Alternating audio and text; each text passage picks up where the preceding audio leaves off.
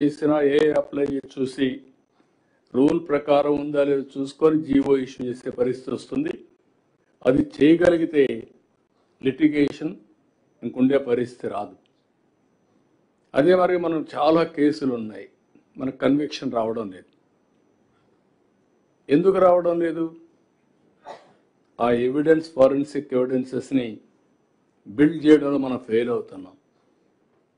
ఎందుకు case study కింద తీసుకొని ఫారెన్సిక్ ఎవిడెన్స్ అంతా బిల్డ్ చేసి ఒక 10 మందికి కానీ వరుసగా కానీ కన్విక్షన్ వస్తే everybody will be under control.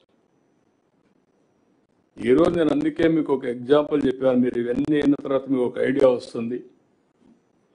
మనం పబ్లిక్ పాజిటివ్ పర్సెప్షన్ కూడా, పీపుల్ పాజిటివ్ పర్సెప్షన్ కూడా తీసుకుంటున్నాం. ఒక పెన్షన్ ఇచ్చిన తర్వాత ఆ పెన్షన్ వల్ల what is the feeling of individual? Pension same amount, government is same. Delivery చేసేవాళ్ళు డిఫరెంట్గా ఉంటారు. డిఫరెంట్గా ఉన్నప్పుడు డిఫరెంట్గా డెలివరీ చేసే పరిస్థితి వచ్చినప్పుడు డబ్బులు ఇచ్చిన గుడ్ విల్ అనేది తగ్గే పరిస్థితి వస్తూ ఉంది. The way we are behaving. ఒక గవర్నమెంట్ అన్నప్పుడు ఒక మ్యాండేట్ ఇచ్చారు ఈ గవర్నమెంట్కి. ఆ మ్యాండేట్ ఏంటి? ఒక సుపరిపాలన చేయమని. ఒక సుపరిపాలన చేయమని ఇచ్చినప్పుడు గవర్నమెంట్లో ఎక్కడో ఒక ఆఫీసర్ అతను తప్పు చేసిన గవర్నమెంట్కే చెడ్డ పేరు వస్తుంది.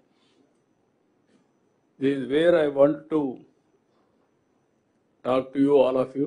ఈరోజు ఎక్సైజ్ ఉంది. This is the case study.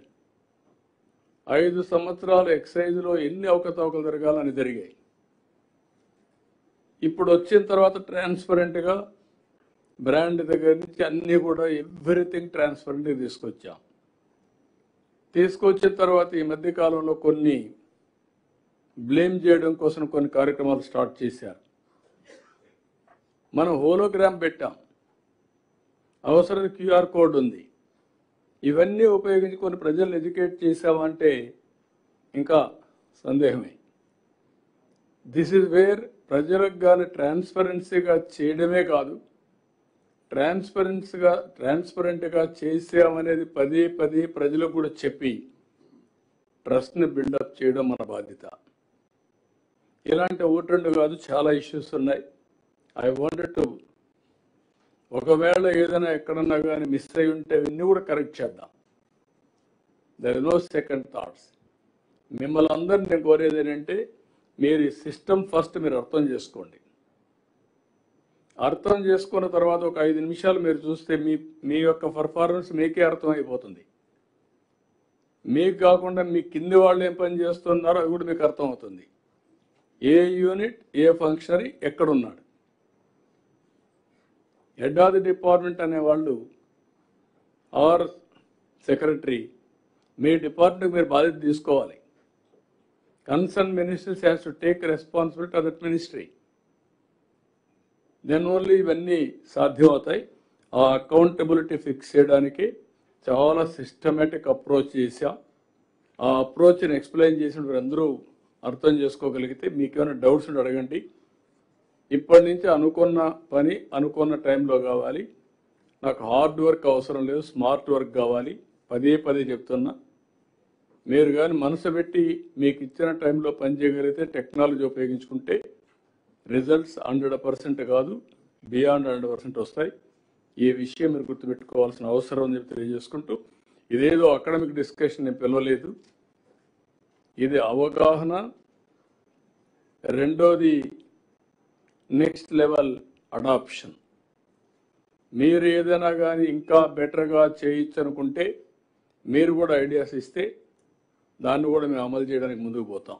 దయచేసి ప్రతి ఒక్కరు సీరియస్గా తీసుకోవాల్సిన కోరుతూ, ఈ రోజు నుంచి ఇది అయిన తర్వాత నేను ఏవైతే ఈరోజు నిర్ణయాలు చేస్తామో అవి రేపటి నుంచి అమల్లోకి వస్తాయి. Every functionary has to follow meticulously. మీకు ఏదైనా డౌట్ ఉంటే ఆర్టీజీఎస్కి వచ్చి కూర్చోండి, అక్కడ రిసోర్సెస్ తీసుకొస్తాం, హెల్ప్ చేస్తాం. కానీ RTGS is not the agency to execute. Be clear. వాళ్ళ పని అంతా ఎంతవరకు అంటే ఈ డేటా అంతా మేనేజ్ చేసి ఆ డేటా అంతా మీకు అందుబాటులో పెట్టడానికి మాత్రం పనిచేస్తారు. రెస్పాన్సిబిలిటీ ఈజ్ యువర్స్, అకౌంటబిలిటీ మీది. ఇవన్నీ కూడా లాస్ట్ మైల్కి తీసుకుపోయే బాధ్యత, ఎగ్జిక్యూట్ చేసే బాధ్యత, రిజల్ట్స్ ప్రొడ్యూస్ చేసే బాధ్యత కూడా మీదని చెప్పి నేను మీకు తెలియజేస్తాను. అందుకనే మీకు క్లారిటీ కోసమే చెప్తున్నాను. మళ్ళీ అనుమానం లేకుండా everything is available. Leader has to produce outcomes. ఆ స్టేజ్కి వచ్చాను ఇప్పుడు. Carry on. Thank you sir. So these are the ఇప్పుడు మనం ఇస్తున్నటువంటి కరెంట్ సర్వీసెస్ త్రూ వాట్సాప్.